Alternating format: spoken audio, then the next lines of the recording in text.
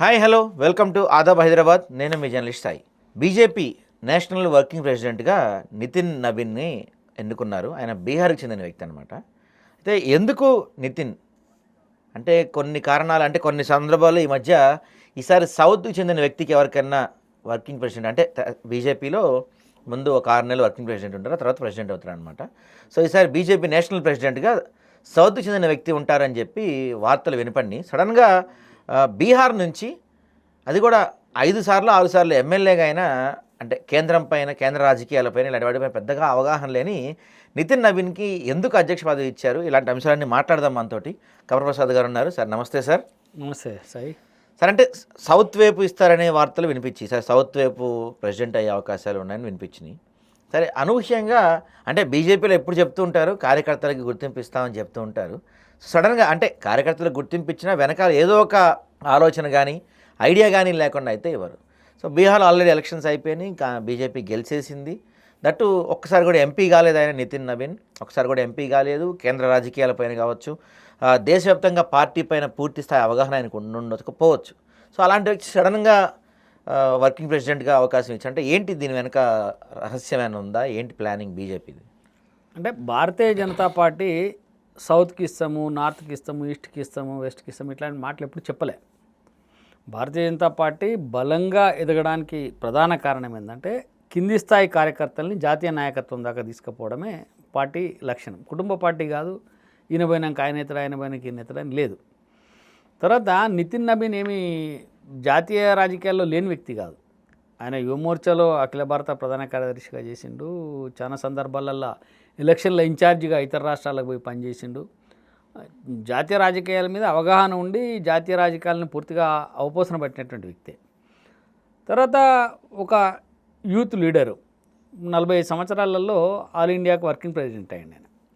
అంటే దీనికి కారణం దేశంలో యువతను ఆకట్టుకోవాలి, యువత రాజకీయాల్లోకి రావాలి, ఈ యువతనే రేపు దేశ భవిష్యత్తుకు పునాది లాంటిదని నమ్మినటువంటి పార్టీ కాబట్టి యువతను ఎంకరేజ్ చేయడంలో భాగంగా నబీన్ గారిని జాతీయ వర్కింగ్ ప్రెసిడెంట్గా నియమించారు. సరే, వర్కింగ్ ప్రెసిడెంటే అధ్యక్షుడు కావాలని ఏం లేదు, గతంలో ఈ సిస్టమ్ లేదు. పోయినసారి నాకు తెలిసి నడ్డా గారిని కూడా అట్నే వర్కింగ్ ప్రెసిడెంట్గా పెట్టి, దాని తర్వాత అప్పుడు అమిత్ షా గారు హోంమంత్రిగా ఉండడం, జాతీయ అధ్యక్షుడిగా ఉంటేను ఆయన హోంమంత్రిగా పనిచేసిండ్రు. అప్పుడు నడ్డా గారిని పెట్టి, దాని తర్వాత నడ్డా గారిని కంటిన్యూస్గా ఇప్పుడు సెకండ్ టర్మ్ కూడా నడ్డా గారిది రేపు జనవరి మన 26 సంవత్సరంతో పూర్తి అవుతుంది. కాబట్టి ఈ లోపు ఈయన కొంత వర్కింగ్ ప్రెసిడెంట్గా అనుభవం వస్తుంది. జాతీయ రాజకీయాలపైన, పార్టీ పనితీరు పైన, తర్వాత మొత్తం దేశవ్యాప్తంగా ఉండేటువంటి పార్టీ వ్యవస్థను అర్థం చేసుకోవడానికి కూడా అవకాశం ఉంటుంది అనేటువంటి ఉద్దేశంతో పార్టీ ఆయన వర్కింగ్ ప్రెసిడెంట్గా పెట్టినట్టుగా మనకు అర్థమవుతా ఉంది. ఓకే, ఒకటైతే ఏంటంటే వంశపారంపర్యం కానీ, కుటుంబ వ్యవస్థ కానీ లేదు, చాలా గ్రామీణ ప్రాంతాల్లో పనిచేసినటువంటి వ్యక్తిగా, ఒక యువకుడిగా నబీన్కి ఆ గుర్తింపు వచ్చింది. నేనేమంటున్నా, పార్టీ ఏం ఆలోచన చేస్తుంది అనేది ఎవరు ఊహించలేకపోతున్నారు. ఇప్పుడు పత్రికలు కూడా ఇప్పుడు నబీన్ పేరును రాయాలి. అసలు జాతీయ మీడియా కానీ, కేంద్ర మన స్థానిక మీడియాలు కూడా ఎప్పుడు వేరే వాళ్ళ పేర్లు చాలా అంశాల్లో ప్రభావం చూపినవి వచ్చినాయి, కానీ నబీన్ గారి పేరు ఎప్పుడు రాలేదు. రెండోది, నబీనే అధ్యక్షుడా అంటే కూడా చెప్పలేము, ఎందుకంటే జాతీయ అధ్యక్షుడిగా ప్రకటించాలని వర్కింగ్ ప్రెసిడెంట్గా మాత్రమే పెట్టినారు. నబీన్ కానువచ్చు, కాకనుపోవచ్చు, దాంట్లో ఖచ్చితంగా ఇన్నే కావాలని కూడా ఏం లేదు. కాబట్టి జాతీయ ఎన్నికలు అయ్యేదాకా ఆయన కొనసాగుతారు. దాని తర్వాత పార్టీ ఎలాంటి నిర్ణయం తీసుకుంటుందో చూడాలి. అంటే సహజంగా ఈ అధ్యక్ష ఎంపిక అనేది బీజేపీలో ఎన్నికలు జరుగుతాయా, లేకపోతే సంఘ్ డిసైడ్ చేస్తుందా, లేకపోతే బీజేపీ పెద్దలు ఎవరో డిసైడ్ చేసేది? ఇది ఎన్నికలు జరుగుతాయి. అంటే మామూలుగా అయితే దీనికి అన్ని రాష్ట్రాల అధ్యక్షులు ఎన్నికైన తర్వాత జాతీయ అధ్యక్షుడు ఎన్నిక జరుగుతుంది. అదే క్రమంలో జరుగుతూ ఉంది. ఎన్నిక అంటే ఓటింగ్ పెట్టాల్సిన అది లేదు, అందరి అభిప్రాయం తీసుకొని ఒక వ్యక్తిని ఎన్నుకోవడం జరుగుతుంది. ముందే ఇగో ఫలానా వ్యక్తి అయితే ఎట్లుంటుంది అని చెప్పి అన్ని రాష్ట్రాల నుంచి అభిప్రాయ సేకరణ జరిగిన తర్వాత ఆ వ్యక్తి జాతీయ అధ్యక్షుడిగా ఎన్నిక కాబడతారు. ఓకే, అయితే అంటే మనం బీహార్లో ఎలక్షన్స్ అయిపోయినాయి, రాబోయేది బీజేపీకి పెద్ద టాస్క్గా పెట్టుకున్నారు బెంగాల్ ఎలక్షన్స్ పైన. లాస్ట్ టైం కూడా దాదాపుగా ట్రై చేశారు, అవ్వలేదు. సో ఈసారి ఎలాగైనా బెంగాల్ని సాధించాలని పట్టుంది. దాంతోపాటుగా సౌత్ పై కూడా గట్టిగా గ్రిప్ సాధించాలని బీజేపీ ప్లాన్ చేస్తుంది. సో ఈ రెండింటికి ఇప్పుడు తీసుకున్న అతను బీహార్ అతను. సో అతను నితిన్ ఈ రెండింటికి న్యాయం చేయగలుగుతారు అనుకుంటున్నారా మీరు, ఒకవేళ జరిగితే ఫ్యూచర్లో ఆయన ప్రెసిడెంట్ అయితే? అంటే నితిన్ పనితీరుని చూస్తే చాలా లో ప్రొఫైలు, 5 సార్లు అంటే 45 ఏండ్లు, అంటే ఆయన నాకు తెలియదు 20 సంవత్సరాలకి ఆయన ఎమ్మెల్యేగా 21కో 22కో ఎమ్మెల్యేగా ఎన్నికైంటాడు. అంటే ఆయన రాజకీయ జీవితమే ఎమ్మెల్యేతో మొదలైపోయింది. అట్లాంటి వ్యక్తి, చాలా అపారమైనటువంటి అనుభవం ఉన్నటువంటి వ్యక్తి. తర్వాత 5 సార్లు ఒకటే నియోజకవర్గం నుంచి ఎన్నికైంది ఆయన. అంటే ప్రజలతోటి అంత మమేకం కలిగినటువంటి వ్యక్తి. దేశవ్యాప్తంగా కూడా యువమోర్చలో పనిచేసింది కాబట్టి పార్టీ పనితీరు ఏ రకంగా ఉంటుంది అనేది ఆయనకు అవగాహన ఉంది. తర్వాత అనేక రాష్ట్రాల్లో ఎన్నికల ఇన్ఛార్జిగా పోయి పనిచేసిండు.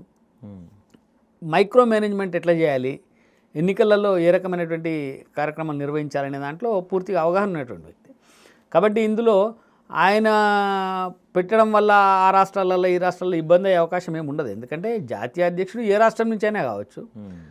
ఎవరైనా ఇప్పుడు మనకు వెంకయ్య నాయుడు గారు జాతీయ అధ్యక్షుడిగా పనిచేసిండ్రు. ఆయన చాలా రాష్ట్రాలలో తిరిగిండు. ఆయనకు ఉండబడేటువంటి అపారమైనటువంటి జ్ఞానాన్ని లేకపోతే పార్టీకి అందించిండు, పార్టీకి సేవ చేసిండు. కాబట్టి ఆయన సౌత్ నుంచే పనిచేసిండు ఇదివరకు ఇక్కడి నుంచి.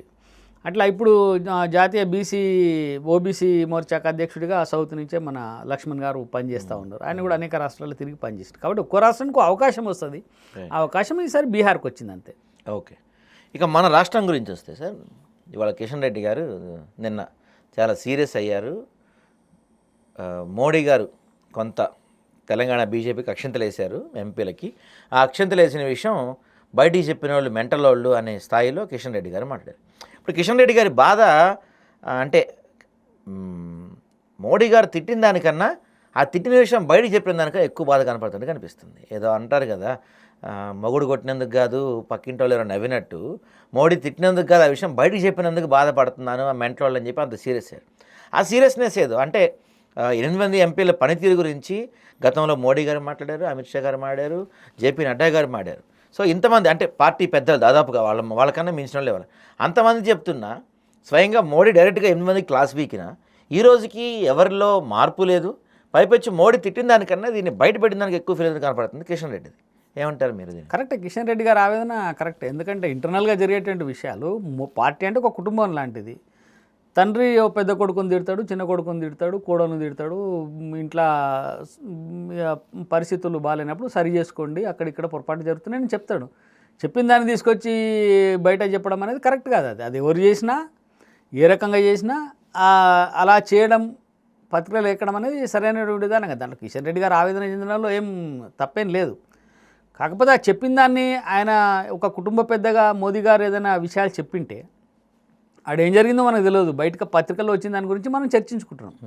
ఆయన ఏమైనా సరి చేసుకోండి అని చెప్పిండొచ్చు, దాన్ని ఏముంది. దాన్ని సరి చేసుకొని పార్టీని ముందుకు తీసుకుపోవడానికి ఒక అవకాశం ఉంటుంది కదా. ఇప్పుడు ఎవరి పొరపాట్లు ఏం చేస్తున్నాం అనేది మనకు తెలియదు. అందుకనే మనము డ్రైవింగ్ చేసేటప్పుడు బస్ వెనక రాస్తారు, నా డ్రైవింగ్ ఎలా ఉందో చెప్పండి అని. ఎందుకు వాడి డ్రైవింగ్ ఎట్లుందో వాడికి తెలియదు నడిపించేటోడికి.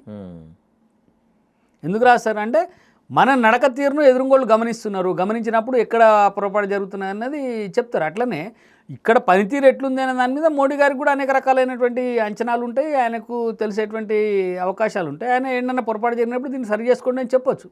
అంత మాత్రాన ఏదో ఇక్కడ కొంపలు మునిగిపోయినాయి, వీళ్ళంత ఎవరు పనే చేస్తలేరు, ఆయన అక్షంతలు వేసిండు లేకపోతే తిట్టిండు, ఇవన్నీ కరెక్ట్ కాదు. మీ ఇక్కడ జరిగేటువంటి పనితీరులో ఎక్కడెక్కడైనా లోపాలు కనుక ఉంటే వాటిని సరి చేసుకోమని చెప్తారు కదా, ఎవరైనా చెప్తారు. అంటే ప్రధానంగా వినిపిస్తుంది ఈ మధ్యకాలంలో బాగా, మొన్న జూబ్లీహిల్స్ ఎలక్షన్ దగ్గర నుంచి మొత్తం ఉంది 8 మంది ఎంపీలు కానీ 4 గ్రూపులు అయిపోయినాయి. కిషన్ రెడ్డిది ఒక వర్గం ఉంది, ఈటెల రాజేంద్ర ఒక వర్గం ఉంది, బండి సంజయ్ది ఒక వర్గం ఉంది, ధర్మపురి అరవింద్ ఒక వర్గం ఉంది. ఇలా 4 వర్గాలు అయిపోయి ఎవరికి వాళ్ళు విడివిడిగా పనిచేస్తున్నారు. అధ్యక్షుల వారిని ఎవరు పట్టించుకోవట్లేదు, అధ్యక్షుల వారు పెట్టే మీటింగ్లకి ఎవరు రావట్లేదని అమిత్ షా గారు అన్నట్టుగా. దాని తర్వాత నిన్న మోడీ గారు కాదు, మన బిఎల్ సంతోష్ గారు అధ్యక్షుల వారు పెట్టే ప్రెస్ మీట్కి ఎవరు రావట్లేదు, అధ్యక్షుల వారిని ఎవరు అంతగా పట్టించుకోవట్లేదు అనే మాటలు. ఓన్లీ మీరు ప్రెస్ మీట్లకి వాటికి లైవ్లకి పెడతానికి సరిపోతున్నారు తప్ప గ్రౌండ్ లెవెల్లో తిరిగి ప్రచారం చేయట్లేదు, గ్రౌండ్ లెవెల్లో ప్రజా సమస్యలపై పోరాటం చేయట్లేదని అటు రాష్ట్ర నాయకులు అంటున్నారు, కేంద్ర పెద్దలు అంటున్నారు, ప్రజలు కూడా అనుకుంటున్నారు. కానీ ఇంత జరుగుతున్నా అధ్యక్షుల వారి దగ్గర నుంచి కావచ్చు, లేకపోతే ఈ 8 మంది ఎవరైతే పెద్ద లీడర్స్ నుంచి కావచ్చు, ఎటువంటి కదలిక లేదు. బీజేపీ తెలంగాణలో ఒక మొద్దు నిద్రలో ఉందనే వాదన బలంగా వినిపిస్తుంది. మీ అభిప్రాయం? అది మీడియా చేసేటువంటి సృష్టి. అంటే యాక్చువల్గా ఇది మన తెలంగాణలో జరుగుతుంది ఏంటంటే మీడియా నిష్పక్షపాతంగా లేదు. మీడియా పక్షపాత ధోరణితో ఉన్నది. ఇక్కడ ఉండడం వల్లనే అనేక రకాలైనటువంటి ఇట్లాంటి తప్పుడు వార్తలు, కథనాలు వేసి బట్టగాల్చి మీదేసి లేకపోతే బురద జల్లి తుడుచుకోండి అనేటువంటి ఒక ప్రక్రియ మొదలైంది. వాస్తవంగా రామచంద్రరావు గారు పెడుతున్నటువంటి మీటింగ్లకు ప్రతి ఎంపీ, ఎమ్మెల్యే పిలిచిన వాళ్ళందరూ ఖచ్చితంగా హాజరవుతూ ఉన్నారు. హాజరవుతుంది. ఆ మీటింగ్ వాళ్ళకి ఇన్విటేషన్ ఉండదు, కానీ మీ మీటింగ్కి వాళ్ళు రాలేదు అని చెప్పి చెప్పుకునేటువంటి ప్రక్రియ ఇక్కడ జరుగుతూ ఉంది. చాలా మీడియాలు చేస్తూ ఉన్నాయి. తప్పు. రెండోది, ఎక్కడైనా ఏ పార్టీలో అయినా ఎక్కడైనా కొన్ని అంతర్గతమైనటువంటి వ్యవహారాలు ఉంటాయి. వాటిని సరి చేసుకొని ముందుకు పోయేటువంటి కార్యక్రమాలు జరుగుతూనే ఉంటాయి. కొందరికి కొన్ని విషయాలు నచ్చుతుంది, కొన్ని విషయాలు నచ్చదు. నచ్చనంత మాత్రాన వాళ్ళు వ్యతిరేకిస్తున్నట్టు లేకపోతే రామచంద్రరావు గారిని ఎవరు పట్టించుకుంటారు అనేది కరెక్ట్ కాదు. రామచంద్రరావు గారు ఒక అధ్యక్షుడు అయిన తర్వాత పార్టీ గాడిలో పడ్డది. ఖచ్చితంగా అందరూ రామచంద్రరావు గారి ఆదేశాలను పాటిస్తూ ఉన్నారు. ఆయన పార్టీని ముందరకు తీసుకుపోవడానికి అందరితో కలిసే పనిచేస్తూ ఉన్నారు. ఇప్పుడు గతంలో కానీ ఇప్పుడు కానీ అధ్యక్షుడు అనేటోడు కార్యకర్తలకు అతిథుడు కాదు, కార్యకర్తల నుంచి అధ్యక్షునిగా వచ్చింది. కాబట్టి కార్యకర్తల మనోభావం దృష్ట్యా, నాయకుల మనోభావం దృష్ట్యా అందరు కలిపి సమిష్టిగా ఏం చేయాలనేటువంటి నిర్ణయం తీసుకున్న తర్వాతనే కార్యక్రమాలు జరుగుతూ ఉంటాయి. కానీ ఏదో ఇతర పార్టీల లెక్క ఎవరో చెప్తే ఆ యాక్టివిటీనే చేయాలనేది ఏం లేదు. ఇప్పుడు రామచంద్రరావు గారు వచ్చిన తర్వాత అన్ని జిల్లాలలో తిరిగిండు. జిల్లా కార్యకర్తలకు, సామాన్య కార్యకర్తలకు అందుబాటులో ఉంటున్నాడు. ఉదయం 6:30కి ఆయన కార్యకర్తలకు అందుబాటులోకి వస్తాడు. ఆయన ఇంటి దగ్గర పోతే ఉదయం 6:30కు కార్యకర్తలు రెడీగా ఉంటారు. ఆయన కలిసి మాట్లాడి వివరాలు సేకరిస్తూ ఉంటాడు. మీడియాల దౌర్భాగ్యం ఏం తయారైందంటే ఒక డిక్టేటర్షిప్నో లేకపోతే ఏదో ఒక నియంతృత్వాన్ని ప్రదర్శించేవాడే నాయకుడు అనే విధంగా మీడియా తయారైపోయింది. అట్లా కాదు. రామచంద్రరావు గారు డౌన్ టు ఎర్త్ కార్యకర్తలతో కలిసి, కార్యకర్తలతో కూర్చొని, కార్యకర్తల అభిప్రాయాలను తీసుకొని పనిచేస్తున్నటువంటి వ్యక్తి. నాయకులు కూడా ఆ రకంగానే ఉన్నారు. ఇవాళ అట్లా లేకపోతే నిర్మల్లో మొత్తము మహేశ్వర్ రెడ్డి గారు చేసినటువంటి పనితీరు మనకు కనబడతా ఉంది కదా. సర్పంచ్లందరూ గెలుచుకొని వచ్చిండ్రు కదా, ఆదిలాబాద్లో గెలుచుకొని వచ్చిండ్రు కదా. మరి మంత్రుల పనితీరు, ఎంపీల పనితీరు సరిగా లేకపోతే సర్పంచ్ స్థానాలు ఎట్లా గెలిచిండ్రు వాళ్ళు? ప్రజల్లోకి పోతేనే కదా గెలిచేది. ఇప్పుడు రఘునందన్ రావు గారు అన్నారు. రఘునందన్ రావు గారు కూడా ఆయన నియోజకవర్గంలో ప్రతిరోజు పర్యటనలు చేస్తూనే ఉంటారు, ప్రజలతో కలుసుకునే ఉంటారు. అక్కడ కూడా సర్పంచులు విశేషంగా గెలిచినాం కదా. అంటే ఎక్కడైనా ఎంపీలు కానీ ఎమ్మెల్యేలు కానీ పనిచేస్తూ ఉన్నారు. వాళ్ళ పనితీరు ఆధారంగా ఫలితాలు కూడా వస్తూ ఉన్నాయి. ప్రజల్లో ఆదరణ పెరుగుతూ ఉంది. బీజేపీకి తగ్గలే ఎక్కడ. అంటే ఇప్పటివరకు ఇప్పుడు మీరు మాట్లాడుతున్నారు కాబట్టి సర్పంచ్ ఎన్నికల్లో పోల్చుకుంటే ఇప్పుడు 2 విడతలు అయిపోయినాయి కదా. గతంలో కన్నా మీకు పెరిగినాయా ఏమన్నా? గతంలో మాకు 100 సర్పంచ్ స్థానాలు కూడా లేవు. ఓకే. ఇప్పుడు 3 విడతలు కలిపి మాకు 1000 సర్పంచ్ స్థానాలు వచ్చినాయి. 3 ఇంకా అవ్వలేదు కదా. చెప్తున్నా, అయితే వస్తాయి 3 విడతలు. ఇప్పటికే మాకు 600 పైచిలకు స్థానాలు బీజేపీకి వచ్చినాయి. పత్రికలు తక్కువ రాసి చూస్తున్నాయి. ఆడ 150 వచ్చినాయి, ఏడైనా 100 వచ్చినాయి, ఇది కాదు కదా. సర్పంచ్ స్థానాలు చాలా మటుకు భారతీయ జనతా పార్టీ గ్రాఫ్ పెరిగింది. గతంలో కంటే విపరీతంగా ఎక్కువ స్థానాలు గెలిచినాము. చాలా వాటిల్లో దగ్గరికి వచ్చి పోయిన సందర్భాలున్నాయి. 7 ఓట్లతోని 3 ఓట్లతోని పోయినటువంటి సందర్భాలున్నాయి. చాలా మంది ప్రజలు బీజేపీ పట్ల ఆకర్షితులు అవుతూ ఉన్నారు. మొట్టమొదటిసారి దాదాపుగా 90% అబోవ్ సర్పంచ్ స్థానాలకు పోటీ చేసినాం. చాలా అన్ని వార్డులలో పోటీ ఇవ్వగలిగినాం. కాబట్టి పార్టీ గ్రాఫ్ పెరుగుతూ ఉంది, ఎక్కడ తగ్గలే. అనేది పార్టీ గ్రాఫ్ తగ్గింది, గతంలో మీకు ఇంత ఉండే ఇప్పుడు పడిపోయింది అనడానికి లేదు కదా. పార్టీ గ్రాఫ్ ఎవరిది తగ్గుతుందంటే బీఆర్ఎస్ పార్టీది, కాంగ్రెస్ పార్టీ గ్రాఫ్ తగ్గుతూ ఉంది, బీజేపీ గ్రాఫ్ పెరుగుతూ ఉంది. కాబట్టి పార్టీ పనితీరు మెరుగుపరుచుకుంటుంది, ముందరికి పోతూ ఉంది.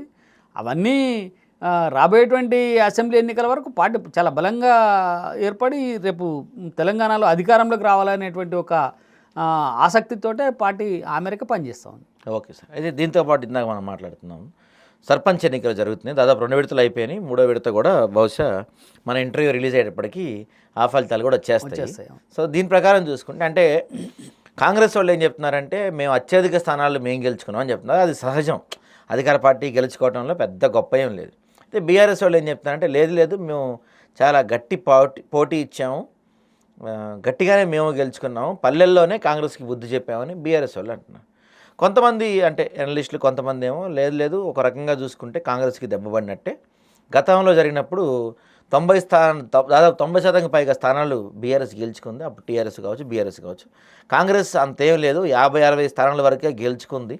రెండేళ్లలోనే గ్రామాల్లో, అంటే కాంగ్రెస్ పార్టీ కొంచెం గ్రామాల్లో పట్టెక్కు ఉంటుంది కాబట్టి రెండేళ్లలోనే గ్రామాల్లో 40% వ్యతిరేకత కాంగ్రెస్కి వచ్చింది, బీఆర్ఎస్ మళ్ళీ పుంజుకుంటుంది అనే ఒక వాదన వినపడుతుంది. అంటే మీ అభిప్రాయం ఏంటి? కాంగ్రెస్ పెరిగిందా, బీఆర్ఎస్ పెరిగిందా, ఏం మీ ఉద్దేశం ఏంటి? గ్రామ పంచాయతీ ఎన్నికలనుగా బేస్ చేసుకొని ఏ పార్టీ పెరిగింది ఏ పార్టీ తగ్గింది అని చెప్పడం సరికాదు.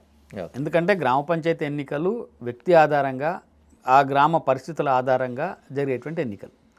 ఇందులో కుల ప్రభావము, వ్యక్తి ప్రభావము, గ్రామ సమస్యల ప్రభావము, డబ్బు ప్రభావము, రకరకాల ప్రభావాలు అందులో చూపిస్తాయి. ఈసారి కొంచెం ఎమ్మెల్యేలు కూడా దిగి ప్రచారం చేసినట్టు అదే చెప్తాను. ఎమ్మెల్యేలు ముఖ్యమంత్రి గారే తిరిగి ప్రచారం చేసింది కదా. గ్రామ ఎమ్మెల్యేలేంది, ముఖ్యమంత్రి గారే 3 సభలు పెట్టి గ్రామ పంచాయతీ ఎన్నికలలో ఓటేయండు అని చెప్పి చెప్పిండ్రు. మొత్తం భారతదేశ చరిత్రలోనే మొట్టమొదటిసారి గ్రామ సర్పంచుల ఎన్నికల కోసం ముఖ్యమంత్రి ప్రచారం చేశారు. రెండోది, నియమ నిబంధనలకు విరుద్ధంగా ఎన్నికలు కూడా అమల్లో ఉండి సర్పంచ్ ఎన్నికలు ఒకవైపు జరుగుతూ ఉంటాయి, ఈయన ఒకవైపు పథకాలు అనౌన్స్ చేస్తా పోయిండు. అన్నీ పోయినా మీరు అన్నట్టు 50-60% మించి రాలే. నేనేమంటున్నా, అవి కూడా కాంగ్రెస్ పేరు చూసి, రేవంత్ రెడ్డి పేరు చూసి పడ్డటువంటి ఓట్లు కాదు. ఓకే, ఆ స్థానికంగా ఉండేటువంటి పరిస్థితులకు అనుగుణంగా, నాయకత్వానికి అనుగుణంగా చూసి పడ్డటువంటి ఓట్లు.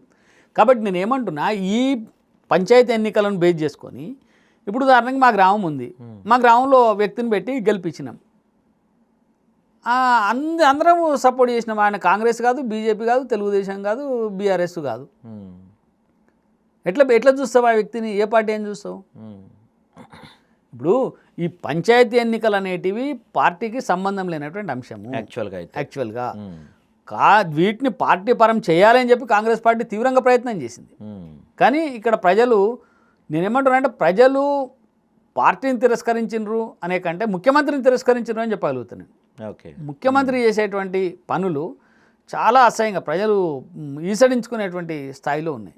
అంటే రేవంత్ రెడ్డి గారేమో దాదాపుగా $3 ట్రిలియన్ ఎకానమీకి చేరబోతుంది రాష్ట్రం, విజన్ 2047 అని చెప్పి ఒక పెద్ద సెట్ వేసి అక్కడ టెంట్లు వేసి ఒక భారీ గ్లోబల్ సమ్మిట్ చేశారు.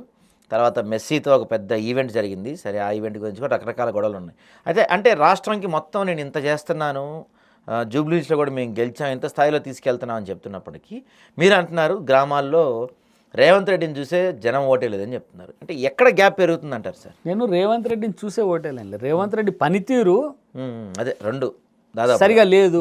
ఎందుకు లేదు అంటే, రేవంత్ రెడ్డి ఒక ముఖ్యమంత్రి స్థాయిలో ఒక హుందా తనంగా ఆలోచన చేయడం లేదు. అది గ్రామీణ ప్రాంతంలో ఉండబడేటువంటి నిరక్షరాస్యులైన ఓటర్లు కూడా దాన్ని అర్థం చేసుకుంటా ఉన్నారు. ఓకే, ఇప్పుడు మెస్సీతో తెచ్చి పెట్టిండు, 100 కోట్లు 50 కోట్లు ఎన్నో కోట్లు ఖర్చు అయింది. ఎందుకు? వాళ్ళ అల్లుడిని, ఆయన అన్న కొడుకులను, తమ్ముని కొడుకులను, తర్వాత ఆయన మనుమణ్ణి మెస్సీతో ఫోటోలు దిగడానికి ఇంత డ్రామా అవసరమా? గోల్ కొట్ట నాకు కూడా ఫుట్బాల్ ఆడొస్తుంది అని చెప్పుకోవడం కోసమా? ఎందుకు దిగినావు నువ్వు ఫీల్డ్కి? నువ్వు ఒక హుందా కలిగినటువంటి వ్యక్తివి, నువ్వు ఒక ముఖ్యమంత్రి స్థాయిలో ఉండాల్సినటువంటి వ్యక్తివి. ఆ హుందాతనాన్ని కోల్పోయి గోల్ కొట్టలేకపోయినా నీకు ఫుట్బాల్ కూడా ఆడరాదు, నీకు ఆయన లోపల నీకేమీ ఉపయోగం లేదని చెప్పి తేలిపోయింది కదా. నేనేమన్నా, ఆ స్థాయికి దిగజారి ప్రజాధనాన్ని దుర్వినియోగం చేయడం సరైనటువంటిది కాదు. రెండోది, పల్లె ప్రాంతాలలో ప్రజలకు అవసరాలు ఏమున్నాయనేటువంటి విషయాల్ని గమనించకుండా, పట్టించుకోకుండా నీ అంతరకు నువ్వు నిర్ణయాలు తీసుకుంటా ఉన్నావు. అది కూడా ప్రజలకు నచ్చుతలేదు. ఇప్పుడు ప్రజలకు నువ్వు ఇచ్చినటువంటి వాగ్దానాలు ఉన్నాయి, ఏమున్నాయి? 4,000 రూపాయలు పెన్షన్ ఇస్తాను ముసలి వాళ్ళకు. ఏమైంది? నీ 4,000 పెన్షన్ రావాలి కదా. ఇప్పుడు ఏం చెప్తుండ్రు? కాంగ్రెస్ పార్టీ సర్పంచ్ అభ్యర్థి గెలిచి 4,000 పెన్షన్ వస్తుంది. ఇదంతా నీచమైనటువంటి ప్రచారం కాదా? సర్పంచ్ అభ్యర్థి కాంగ్రెస్ వాడు గెలిస్తేనే నీకు పనులు జరుగుతాయి. చూసినాం కదా, మంత్రి జూపల్లి కృష్ణారావు ఎవరో ఒక బహిరంగంగా మాట్లాడిన క్యాంప్ ఆఫీస్ గడప దొక్కనియ్యా, కాలు పెట్టనియా, కాలు ఇరగొడతా, ఎదురు పార్టీకి ఓట్లేస్తే అసలు అభివృద్ధి పనులే చేయము. ఇది రాజ్యాంగం ఇచ్చినటువంటి హక్కు, ఓటాకే ఎవరికన్నా వేసుకోవచ్చు. నువ్వు ఓటేస్తే పనిచేయటువంటి అధికారం ఆయా పార్టీ ఎమ్మెల్యేలకో మంత్రులకో ఉన్నదా? అంటే ఇట్లా ఎందుకు ప్రచారం చేసి నేను అనేది ఈ రకమైనటువంటి భయభ్రాంతులు ఇట్లా బెదిరించడం కానీ బెదిరిస్తాను కొత్త కాంగ్రెస్ పార్టీ మొదలుపెట్టింది ఏం కాదు, గతంలో బీఆర్ఎస్ వాళ్ళు కూడా చేశారు కదా. నేను ఒక కాంగ్రెస్ పార్టీని అంటలేను, ఎవరైనా ఈ రకంగా బెదిరించి భయభ్రాంతులకు గురి చేసి ఓటేయించుకునేటువంటి పరిస్థితులకు తెచ్చిండ్రంటే, అట్లా తెచ్చినా కూడా నువ్వు 50% 60% దాటలేదంటే ప్రజలను తిరస్కరిస్తున్నట్టే కదా. ఓకే. రెండోది భారతీయ జనతా పార్టీ ఉంది. భారతీయ జనతా పార్టీ ఎన్నికలలో స్థానిక కార్యకర్తలు మాత్రమే గట్టిగా నిలబడి పనిచేసుకున్నారు. అక్కడ ఉండే ఎంపీలు సూచనలు చేసిండ్రు, సలహాలు ఇచ్చిండ్రు తప్ప ఇంటింటికి పోయి మీరు బీజేపీకి ఓటేయకపోతే ఈ పని చేయమని ఆ పని చేయమని చెప్పలే ఎక్కడ. అంటే మొత్తం గ్రామీణ ప్రాంతాలలో పూర్తి స్వేచ్ఛ కార్యకర్తలకు ఇచ్చి, కార్యకర్తల అభ్యర్థిని కూడా వాళ్ళు ఆ గ్రామంలో ఉండబడేటువంటి కార్యకర్తలే అభ్యర్థిని కూడా ఎంపిక చేసుకొని పనిచేసినటువంటి తీరు మనం కనబడేది. పూర్తి ప్రజాస్వామ్యయుతంగా గ్రామ స్వరాజ్యాన్ని ప్రతిబింబించే విధంగా భారతీయ జనతా పార్టీ ఎన్నికల తీరు ఈ ఎన్నికల్లో ఉంటే, ప్రతిపక్ష పార్టీలు అటు బీఆర్ఎస్ కావచ్చు లేకపోతే కాంగ్రెస్ కావచ్చు విపరీతమైనటువంటి దుర్వినియోగానికి పాల్పడి, అధికార దుర్వినియోగానికి పాల్పడి, బెదిరించి గొడవలు సృష్టించి గెలవాలనుకున్నారు. కానీ ప్రజలు ఈ రెండు పార్టీలు కూడా తగిన విధంగా బుద్ధి చెప్పిననే మనకు స్పష్టంగా అర్థమవుతా ఉన్నది. ఓకే. అయితే సార్ ఇప్పుడు అంటే ఈ గ్రామ పంచాయతీ అంటే మీరే అన్నారు గ్రామ పంచాయతీ ఎన్నికల రిజల్ట్స్ని బట్టి మనం ఏది అంచనా వేయలేమని. సో మరి అంటే ఒక పక్కనేమో రేవంత్ రెడ్డి పరిపాలన జనం తిరస్కరిస్తున్నారు అంటున్నారు, ఒక పక్కనేమో వీటిని బట్టి అంచనా వేయలేమంటున్నారు. సో ఈ రెండింటిని ఎలా చూడాలంటే లోకల్ ఇష్యూస్ అవి బేస్ చేసుకొని జరిగి ఉండొచ్చు అంటారా, లేకపోతే బెదిరింపుల వల్ల జరిగి ఉండొచ్చు అంటారా, లేకపోతే నిజంగానే మీరు చెప్పినట్టు ఈసారి గతంలో లాగా కాకుండా కొంత పరిస్థితులు మారి లోకల్ ఇష్యూస్ స్థానిక సంస్థల ఎన్నికలు ప్రభుత్వ పరిపాలనకి ఒక కొలమానంలా ఉండబోతున్నాయి అంటారు? నేనేం చెప్తున్నా అంటే ఈ గ్రామ పంచాయతీ ఎన్నికలు అనేటివి ప్రభుత్వ పాలనకు రెఫరెండం కాదు, కొలమానం కాదు. ఒకటి నేను ఒక చిన్న ఉదాహరణ చెప్తాను మీకు. గతంలో నేను TV5లో పనిచేస్తున్నప్పుడు అసెంబ్లీ ఎన్నికలు వచ్చినాయి. చంద్రబాబు నాయుడు గారు ఒక స్లోగన్ ఇచ్చింది, ఏమనంటే నేరుగా వ్యక్తుల ఖాతాల్లోకి డబ్బులు వేస్తాం మనము, దాన్ని ఒక పథకాన్ని నగదు బదిలీ పథకం, కరెక్ట్, నగదు బదిలీ పథకాన్ని ప్రవేశపెట్టి అనౌన్స్ చేసిండు. ఆ నుంచి మేడ్చల్కి వచ్చి ఆయన ప్రచారం చేయాలి, ఆయన ప్రచారకను. ఆ సందర్భంగా అక్కడ ఉండే తెలుగుదేశం పార్టీ కార్యకర్తలు కండువాలు తెలుగుదేశం, ఈ నెత్తికి టోపీలు తెలుగుదేశం పెట్టుకున్న మహిళా కార్యకర్తలందరినీ ఇంటర్వ్యూ చేసిన మాట్లాడుతున్నారు. ఓకే. వాళ్ళు ఏం చెప్పిందంటే చంద్రబాబు నాయుడు చెప్పిన ఆ మాటను మీరు నమ్మినరా, నగదు బదులు ఇస్తా అంటుండ్రు, ఇస్తారా నిజంగానే వీరు ఇస్తారని అనుకుంటుండ్రా అని అడిగింది.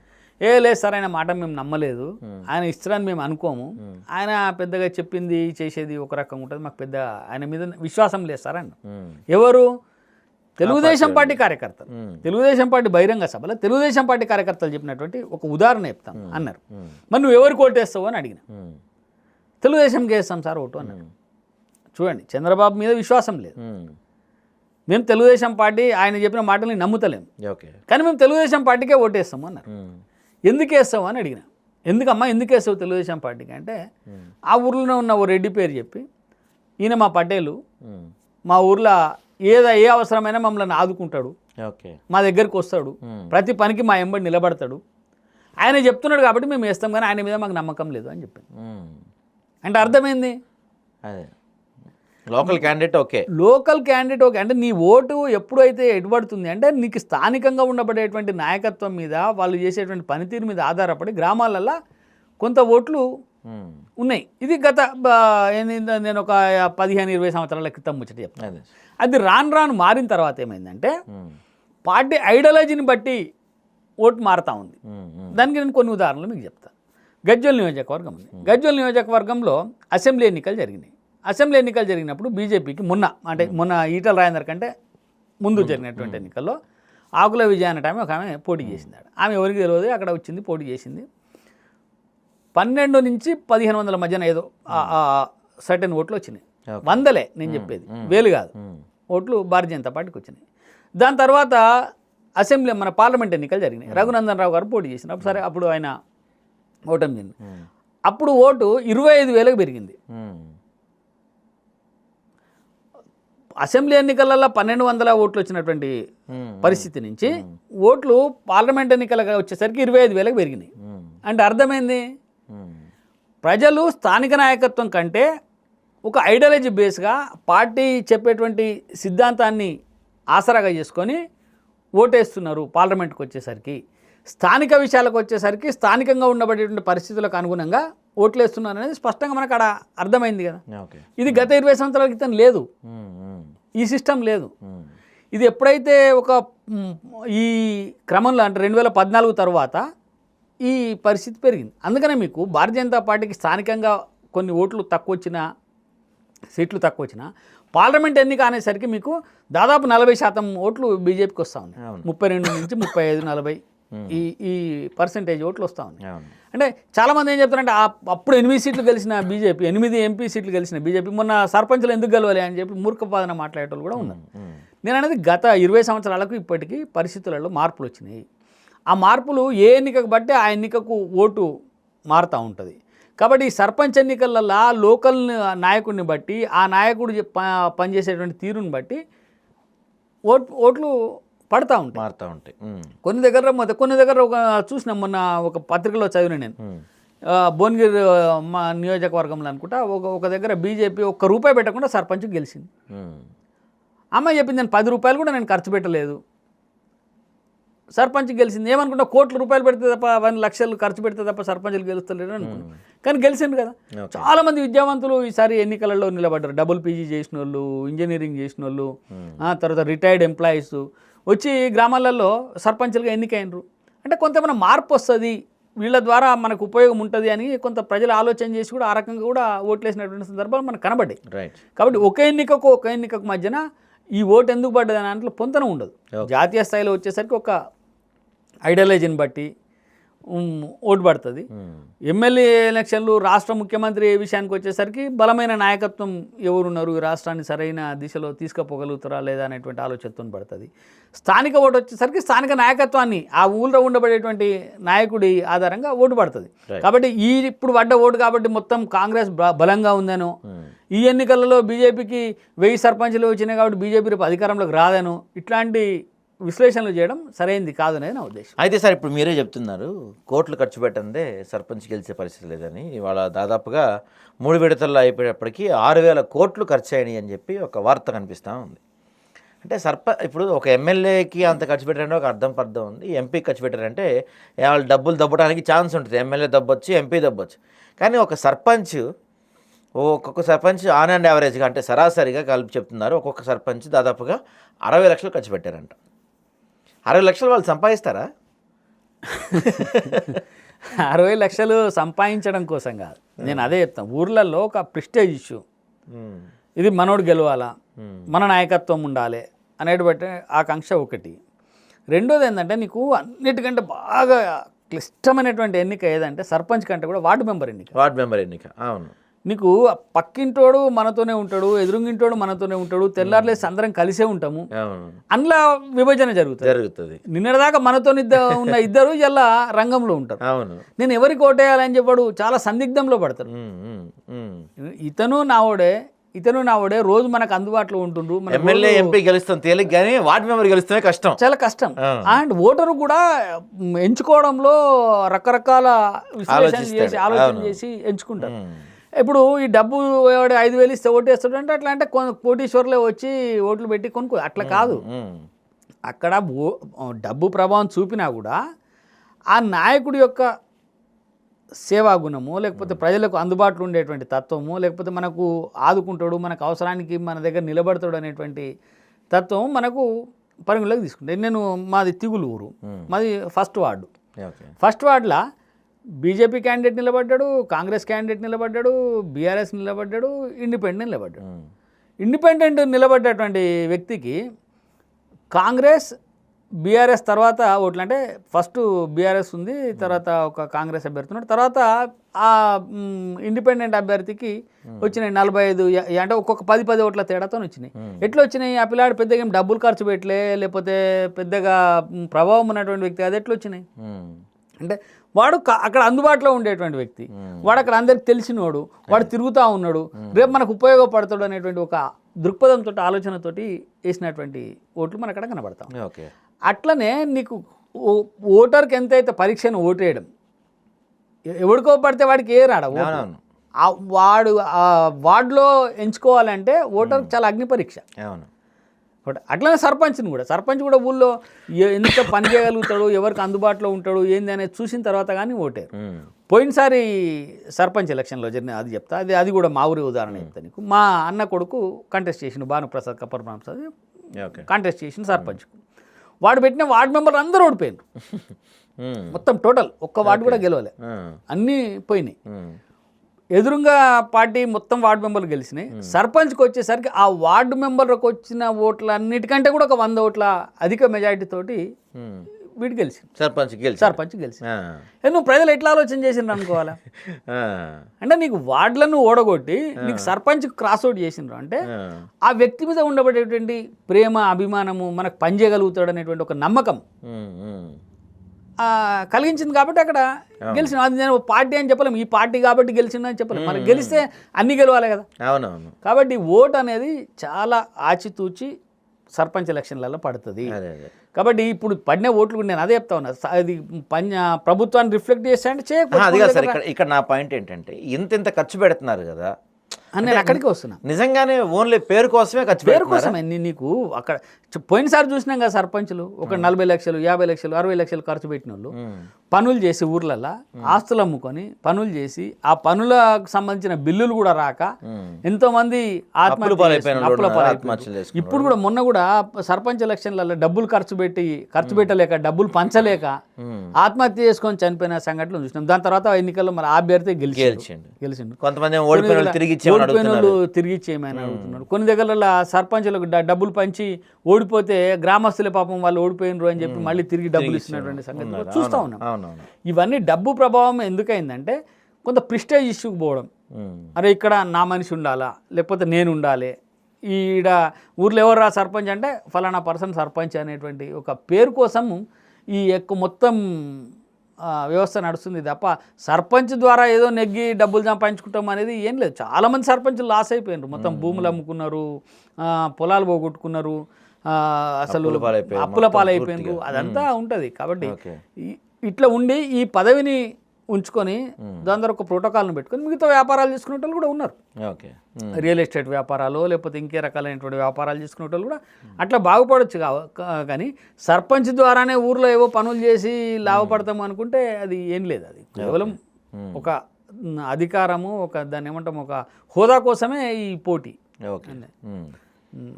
దానికోసం జరుగుతున్నటువంటి అదే తప్ప సర్పంచ్ ద్వారా లక్షలు వేలు సంపాదించిన వాళ్ళు ఎవరు లేరు. అంతే అంతే. ఓకే సార్, అయితే రీసెంట్గా ఒక వివాదం తెలంగాణలో మీరు చూసే ఉంటారు. రవీంద్ర భారతిలో ఎస్పి బాలసుబ్రహ్మణ్యం విగ్రహం గురించి పెద్ద ఎత్తున గొడవ నడిచింది.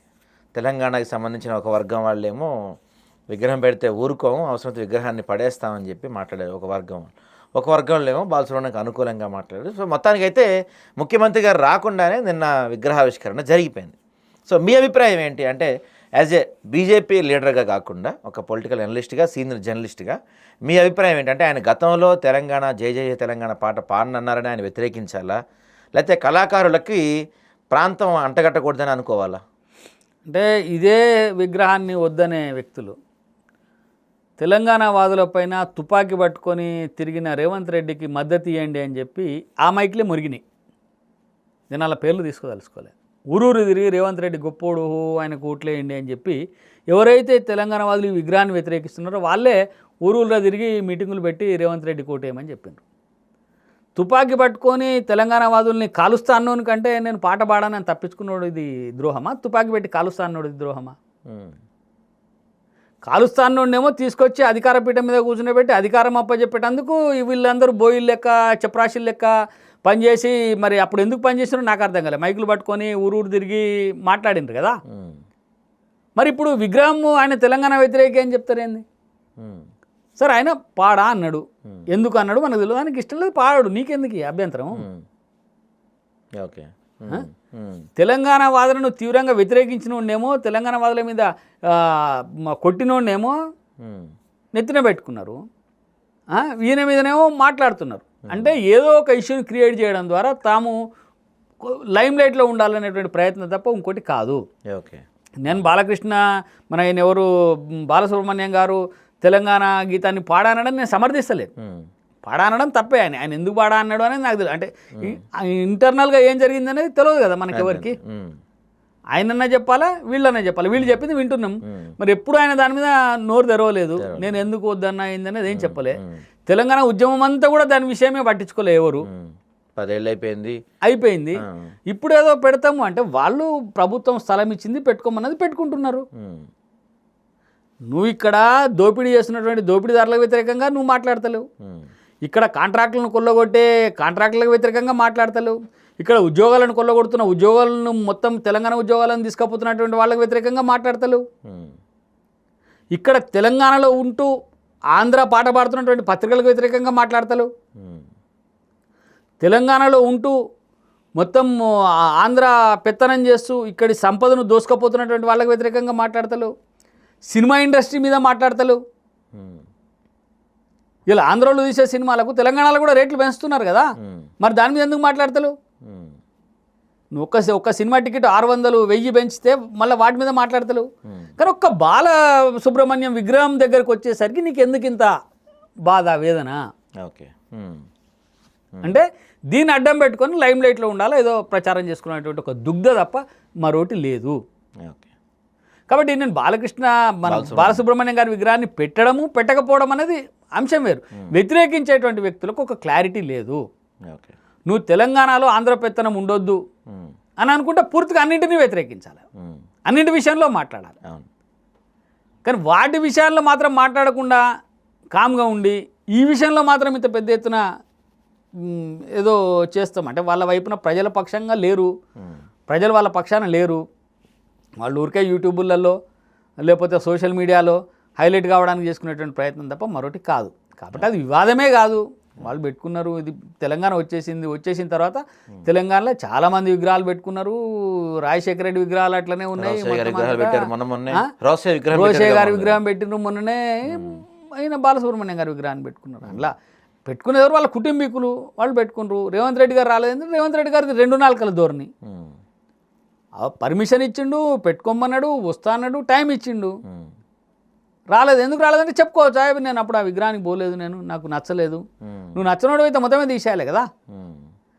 కాబట్టి ఇవి అసలు వివాదమే కాదు, అది కావలసుకొని వివాదం చేయడాన్ని పెద్దగా పట్టించుకోవాల్సినటువంటి అవసరం లేదు. Right sir. అయితే కేసీఆర్ గారు 10 సంవత్సరాల పాటు కృష్ణా జలాలు పక్క రాష్ట్రం వాళ్ళు పట్టుకెళ్ళిపోతుంటే కళ్ళప్పగించి చూస్తామండి, కావాలంటే గోదావరి జలాలు కూడా పట్టుకెళ్ళిపోమని చెప్పిన కేసీఆర్ గారు ఈ నెల 19వ 21 డేట్ మారినట్టుంది. 21 తారీఖు నుంచి కృష్ణా జలాలపై ఏదో ఒక భారీ యుద్ధం చేయబోతున్నారంట. సో అంటే ఇక్కడ 2 విషయాలు, కృష్ణా జలాలపై నిజంగానే నిబద్ధత కేసీఆర్కు ఉందా? ఈ కృష్ణా జలాల వివాదం అడ్డం పెట్టుకొని మళ్ళీ తెలంగాణ మూమెంట్ అంటే తెలంగాణ సెంటిమెంట్ రెచ్చగొట్టే ప్రయత్నం చేస్తున్నారా? ఇప్పటి నుంచైనా కేసీఆర్ మళ్ళీ యాక్టివ్ అవుతారు అనుకోవచ్చు అంటారా? కేసీఆర్ గారు యాక్టివ్ అవుతారని నేనైతే అనుకోను. ఎందుకంటే ఆయన ఆలోచన వేరు, ఆయన దూరదృష్టి, ఆయన ఏం చేయాలనుకుంటుండు, ఎప్పటికే ఎలక్షన్ల కంటే 6 నెలల ముందా, ఏడాది ముందా వస్తాడా, ఆయన ఆరోగ్య పరిస్థితులు ఎట్లుంటాయి ఏందని మనం చెప్పలేం. కాకపోతే ఎంతసేపు బీఆర్ఎస్ పార్టీకి తెలంగాణ సెంటిమెంటును రగిల్చడం ద్వారా లబ్ధి పొందాలనేటువంటి ప్రయత్నం చేయడం మనకు స్పష్టంగా కనబడతా ఉంది. ఇప్పుడు కృష్ణా జలాలను మొత్తంగా ఆంధ్రాకు వదిలిపెట్టి జగన్కి అప్పచెప్పి దోసుకొప్పమని చెప్పిందే బీఆర్ఎస్ పార్టీ. ముఖ్యమంత్రి కేసీఆర్ గారు, అప్పటి నీటిపారుదల శాఖ మంత్రి హరీష్ రావు గారు అప్పుడు నిమ్మకు నీరెత్తినట్టుగా ఉండి అనేక రకాల ఒప్పందాలు చేసుకున్నారు, అవన్నీ తెలిసినాయి. పోతిరెడ్డిపాడుకు గతంలో రాజశేఖర రెడ్డి గారు ఏదో పొక్కగొట్టి నీళ్లు తీసుకపోతే దాన్ని మరింత పెంచి మొత్తంగా తీసుకుపోవడానికి అవకాశం ఇచ్చిండేది కేసీఆర్. కాబట్టి నేనేమంటే కేసీఆర్ గారు నేను చెప్పినట్టుగానే జగన్ వింటున్నాడు, ఆంధ్రాలో కూడా నా మాటని నడుస్తున్నది, నేనే అక్కడి పాలనను కూడా చక్కదిద్దుతున్నా అని చెప్పేటువంటి ఒక ప్రయత్నం కోసం జగన్ను ఇంటికి పిలుచుకొని అలైబలై తీసుకొని ఆయనకు విందులు ఇచ్చి కలిసిపోయినారు. ఓకే, పోవడం ద్వారా ఏమైంది, కృష్ణా జలాలను పూర్తిగా అప్పచెప్పినారు. వాళ్ళకి అప్పచెప్పి గోదావరి జలాలను మనం వాడుకోవచ్చు, ఇవి తెలంగాణలో బాగా పారించుకోవచ్చు, ఇంట్లో వాళ్ళు అడగొద్దు అని చెప్పి ఒక నిర్ణయానికి వచ్చిండ్రు వాళ్ళు ఇంటర్నల్గా. కానీ ఏమైంది, వాళ్ళు కృష్ణా జలాలను తీసుకుపోయినారు, గోదావరిలో కూడా మళ్ళీ వాళ్ళ వాటా మాకు కావాలి అని చెప్పి ఒక మూమెంట్ స్టార్ట్ చేశారు. అంటే వాళ్ళు వాళ్ళకు అనుకూలమైనటువంటి నిర్ణయాలకు అనుకూలంగా పనులు చేసుకున్నారు. కేసీఆర్ మాత్రం పేరు పెత్తనం కోసం ఇక్కడి కృష్ణా జలాలను మొత్తంగా వాళ్ళకి అప్పచెప్పేటువంటి ప్రక్రియ చేసిండు. కాబట్టి కృష్ణా జలాల మీద మాట్లాడేటువంటి అర్హత, హక్కు కేసీఆర్ కానీ బీఆర్ఎస్ పార్టీ కానీ లేదు. ఉమ్. కాంగ్రెస్ పార్టీ కూడా ఆ గతంలో మన జలాలు ఆంధ్రాకు ఎక్కువ పోవడానికి కారణమైంది. అయితే అప్పుడు ఉమ్మడి రాష్ట్రంలో ఉన్న వాళ్ళు తీసుకుపోతున్నారు, వాళ్ళే ఎప్పుడు అధికారంలో ఉన్నారు, ముఖ్యమంత్రులు వాళ్ళే ఉన్నారు కాబట్టి అప్పుడు కొంత అన్యాయం జరిగింది. కానీ తెలంగాణ రాష్ట్రం వచ్చిన తర్వాత బీఆర్ఎస్ పార్టీ కూడా అదే రకమైనటువంటి వ్యవహారం చేయడం చాలా దుర్మార్గం. తెలంగాణకు రావాల్సినటువంటి జలాలు నికర తెలంగాణకు రావాల్సిందే ఉండే, అది బీఆర్ఎస్ పొరపాటు చేసింది. ఇప్పుడు దాని మీద ఏదో పోరాటం చేస్తాము, మళ్ళీ ఆంధ్ర తెలంగాణ సెంటిమెంట్ రెచ్చగొడతాము అంటే ఇక్కడ ఏమంత తెలంగాణలో అంత పిచ్చోళ్ళు ఏం లేరు బీఆర్ఎస్ పార్టీ ట్రాప్లో పడడానికి. ఓకే. అయితే సార్ ఫైనల్గా మొన్న తెలంగాణలో మెస్సీ ఈవెంట్ జరిగింది. ఆ ఈవెంట్కి రాహుల్ గాంధీ గారు వచ్చారు. రాహుల్ గాంధీ గారు గతంలో తెలంగాణలో ఈ కులగణన గురించి, బీసీలకి 40% రిజర్వేషన్ల గురించి పెద్ద ఎత్తున ఇక్కడి నుంచి ఒకళ్ళు వెళ్ళి ఢిల్లీలో ధర్నా చేసినప్పుడు ఆయన రావడానికి టైం కుదరలేదు. ఇక్కడ కూడా దాని గురించి ఆయన పెద్దగా ఏం మాట్లాడింది లేదు. గ్లోబల్ సమ్మిట్ అని ఏదో, సరే అది ఏదైనా కానివ్వండి, గ్లోబల్ సమ్మిట్కి ఆయనకు రావడానికి టైం కుదరలేదు. కానీ మెస్సీ వచ్చాడంటే మాత్రం వెంటనే వచ్చారు. ఆ రోజు చాలాసేపు ఇక్కడ టైం గడిపారు. దాంతోపాటుగా ఈ రోజుకి కూడా రాహుల్ గాంధీ గారు పార్లమెంట్లో అదే ఓట్ చోరీ గురించి మాట్లాడుతున్నారు. నిన్నగాక మొన్న కూడా ఓట్ చోరీ గురించి రామ్లీలా మైదానంలో ఒక భారీ బహిరంగ సభ పెట్టారు. అంటే ఆల్రెడీ వీళ్ళు బీహార్లో చూశారు. బీహార్లో ప్రజలు, బీహార్లో ఫస్ట్ ఎత్తుకుంది నేను బీహార్లోనే కదా ఓట్ చోరీ గురించి. బీహార్లో చూశారు. బీహార్లో ప్రజలు వీళ్ళని తరిమేశారు. 60 స్థానాల్లో పోటీ చేస్తే గట్టిగా 6 కూడా గెలిచినట్టు కనపడలేదు వీళ్ళు. అంటే ఈ స్ట్రాటజీ ఫెయిల్ అయిపోయింది. అంటే ఓట్ చోరీ అనే స్ట్రాటజీ ఫెయిల్ అయిపోయింది. సో అక్కడితో ఆ ఫెయిల్ అయిపోయిన స్ట్రాటజీని పక్కన పెట్టి కొత్త స్ట్రాటజీ ఎత్తుకోకుండా ఈ రోజుకి ఇప్పటికి కూడా ఇంకా ఆ ఓట్ చోరీ గురించే మాట్లాడుతున్నారు. తెలంగాణలో సమస్యల గురించి మాట్లాడటానికి అప్పుడు తెలంగాణలో ఈ సమస్యలు ఉన్నాయి రండి మాట్లాడతాం కంటే లేదు నేను ఓట్ చోరీ గురించి దేశవ్యాప్తంగా ఉద్యమం చేస్తున్నా, ఇక రావడానికి టైం లేదన్నారు. అంటే ఆ ఓట్ చోరీ గురించి రావడానికి టైం లేదన్నాడు మెస్సీ ఉద్యమానికి ఎలా వచ్చాడు, మెస్సీ మూమెంట్ ప్రోగ్రామ్కి ఎలా వచ్చారు? మరి ఇప్పుడేమో ఆల్రెడీ జనం తిప్పికొట్టినా ఇంకా ఓట్ చోరీ గురించే ఆయన మాట్లాడుతున్నారు. అంటే రాహుల్ గాంధీ గారికి ఒక క్లారిటీ లేదా, లేకపోతే నిజంగానే దేశవ్యాప్తంగా ఏదన్నా బీజేపీ ఓట్ చోరీ పెద్ద ఎత్తున ప్లాన్ చేస్తుంది అనుకోవాలా? అంటే ఇప్పుడు రాహుల్ గాంధీ గారి అపరిపక్వత, అసలు ఆయనకు దేశం పట్ల కానీ సమస్యల పట్ల కానీ పూర్తిగా అవగాహన లేదు. సగం నాలెడ్జ్తో మాట్లాడుతున్నటువంటి పరిస్థితి మనకు కనబడుతున్నది. మీరన్నట్టు గ్లోబల్ సమ్మిట్కు రాలే, ఆడ 42% రిజర్వేషన్ కోసం వీళ్ళంతా పోయి పెద్ద ఎత్తున చేస్తే ఆడికి ఎవరు రాలే. ఖర్గే రాలే, ప్రియాంక రాలే, రాహుల్ రాలే, మన గ్లోబల్ సమ్మిట్ కూడా ఎవరు రాలే. అందరికి పోయి పాపం కాళ్ళ వేళ పట్టుకొని ఇన్విటేషన్లు ఇచ్చి వచ్చిండు ఎవరు, ముఖ్యమంత్రి గారు, మీరు రండి అని. ఎవరు రాలే. అంటే నేను ఏమంటున్నానంటే, సరే రాహుల్ గాంధీ ఆడికెందుకు రాలే, ఈడికెందుకు వచ్చిండు అంటే ఆయనకు రాజకీయాల మీద కంటే ఆటల మీద ఎక్కువ ఇంట్రెస్ట్ అనేది మనకు అర్థమవుతుంది. ఒక మెస్సీని కలవడం కోసం ఆయన ఇక్కడ దాకా వచ్చిండు. జస్ట్ అరగంట ఆయనను కలిసే అవకాశం దొరుకుతుంది. అంటే ప్రజల కంటే కూడా మొత్తము పార్టీ కంటే కూడా ఆయనకి మెస్సీని కలవాలనేటువంటి ఒక షోక్ ఎక్కువ ఉంది అనేది మనకు అర్థమైంది. ఆయన టైం తీసుకొని ఇక్కడికి వచ్చిండు, అక్కడ దాకా ఉన్నాడు, రాత్రి దాకా ఉండి ఇక్కడి నుంచి పోయిండు. అంటే ఏమంటారు, Rahul Gandhi part time politician తప్ప ఫుల్ టైం పొలిటీషియన్ కాదు. ఆయనకు ప్రజాసేవ విషయంలోనో ప్రజల విషయంలో పూర్తిగా నమ్మకం లేదు. ఏదో నేను ఒక ఎంపీ గెలవాలా ఇట్లా ఉండాలి, దాన్ని ఏమంటాం మన గారాల బిడ్డ అంటాం కదా, బాగా సంపన్న కుటుంబంలో పుట్టిన గారాల బిడ్డ టైప్ అనమాట. ఆయన అనుకున్నది చేస్తాడు అంతే తప్ప ఏదో దీన్ని సరిదిద్దాలి, కుటుంబాన్ని దారిలో పెట్టాలి, దీంట్లో మనం ఇంకా పెద్దలు సంపాదించిన దాన్ని ఇంకా పెంచాలి అనే రకం కాదు. కాబట్టి ఆయన గురించి పెద్దగా మాట్లాడాల్సినటువంటి అవసరం కూడా లేదు. రెండోది ఓట్ చోరీ విషయానికి వచ్చినప్పుడు ఓట్ చోరీని ఆ ఇండి కూటమి పక్షాలు పూర్తిగా తిరస్కరించినాయి. ఇలా ఆమె సుప్రియా సూలే ఎన్సీపీ పార్టీ ఆమె ఓట్ చోరీ లేదు, తప్పు, అది వీళ్ళు చేస్తున్నటువంటిది కరెక్ట్ కాదు అని ఆమె కుండ బద్దలు కొట్టినట్టుగా చెప్పింది. అట్లనే మన జమ్మూ కాశ్మీర్ ముఖ్యమంత్రి గారు కూడా ఈ ఓట్ చోరీ అనేది జరగలేదు ఎక్కడ, ఈ ఈవీఎంలు అనేటివి చాలా స్పష్టంగా బ్రహ్మాండంగా పనిచేస్తున్నాయి, వీటికి ఆ ఓట్ చోరీ అంశానికి ఇండి కూటమికి సంబంధం లేదు అని చెప్పి కుండ బద్దలు కొట్టింది. అంటే అర్థమైంది, నీ పక్కకున్న రేవంత్ రెడ్డి తప్ప నీ విషయాన్ని ఎవరు నమ్ముతలేడు, నువ్వు చెప్పే అంశం పూర్తిగా తప్పు అనేది ఒకటి తేలిపోయింది. తర్వాత మీరు ఇంకొక అన్నారు, ఓట్ చోరీ దేశమంతా ఏమన్నా భారతీయ జనతా పార్టీ పాల్పడుతుందా అని చెప్పి. నీకు ఓట్ చోరీ చేయాల్సినటువంటి అవసరం భారతీయ జనతా పార్టీకి లేదు. ఎందుకంటే ప్రజలు బీజేపీ పక్షాన ఓటు వేయడానికి నిర్ణయించుకొని ఉన్నారు. ఈరోజు కూడా ఇప్పుడు రాబోయేటువంటి వచ్చేటువంటి పార్లమెంట్ ఎన్నికలలో కూడా భారీ మెజార్టీతోటి భారతీయ జనతా పార్టీ ప్రభుత్వం ఏర్పడుతుంది కేంద్రంలో. ప్రజలు డిసైడ్ అయి ఉన్నారు, భారతీయ జనతా పార్టీకి ప్రత్యామ్నాయం ఇంకో పార్టీ లేదు అని చెప్పి ప్రజలు నమ్ముతున్నారు. ఎందుకంటే విధానాలు నీకు ఎప్పుడు కూడా ఓటు ఎప్పుడు పడతాయి, ఇందాకనే మనం మాట్లాడుకున్నప్పుడు చెప్పిన నేను మీకు, ఐడియాలజీ పరంగా ఒక విధాన పరంగా ఈ దేశాన్ని ఎవరైతే గాడిలో పెట్టగలుగుతారో రక్షించగలుగుతారో అనేటువంటి ఒక ఆలోచన ప్రజల్లోకి వచ్చింది. కాబట్టి నువ్వు చెప్పే ప్రత్యాంశాన్ని నమ్మి గుడ్డిగా ఎటుబడితే అటు పోయడానికి లేదు. రెండోది, ఓటు చోరీ జరుగుతూ ఉంది. ఓటు చోరీ ఎక్కడ జరగాలి? నీకు బూత్ లెవెల్లో స్టార్ట్ కావాలి.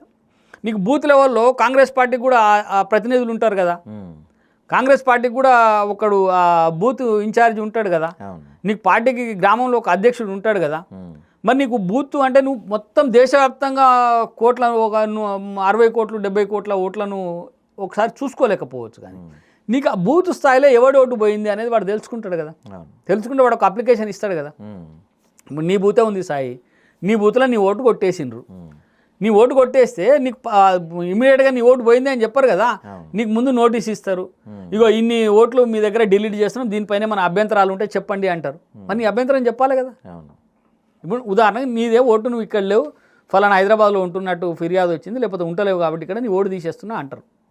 అన్నప్పుడు నీ ఊర్లో సాయి ఓటు పోయింది అంటే నువ్వు పోయి నేను ఇక్కడే ఉంటున్నా, నా ఓటు ఇక్కడే ఉంటుంది, నాకు ఆ ఊర్లో ఓటు లేదు, నేను ఇక్కడే ఉంటాను అని చెప్పి నువ్వు రాయించుకోవాలి కదా, నీ అభ్యంతరాన్ని ఇవ్వాలి కదా. ఇస్తే నీ ఓటు ఆడనే ఉంటుంది కదా, ఇవ్వకపోతే పోతుంది కదా. అంతేగా మరి అట్లా నువ్వేమన్నా బూత్ స్థాయిలో ఎన్నెన్ని ఓట్లు ఎవరెవరికి పోయినాయి అనేది ఏమన్నా నువ్వు అభ్యంతరాలు ఇచ్చినవా? ఇచ్చినాక కూడా నీ అభ్యంతరాలని పరిగణలోకి తీసుకోకుండా ఎలక్షన్ కమిషన్ ఓటర్ లిస్ట్ ఇచ్చిందా?